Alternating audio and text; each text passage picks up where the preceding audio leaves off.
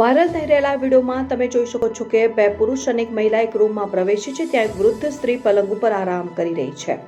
ત્રણેય લોકો મહિલાને જબરદસ્તી પલંગ ઉપરથી ઉઠાવવા લાગ્યા. સ્ત્રી રડે છે અને પૂછે છે કે તમે તેને ક્યાં લઈ જાઓ છો. તેના ઉપર એક વ્યક્તિ કહે છે કે આજથી તમે બહાર સૂઈ જશો, આ મારો રૂમ છે.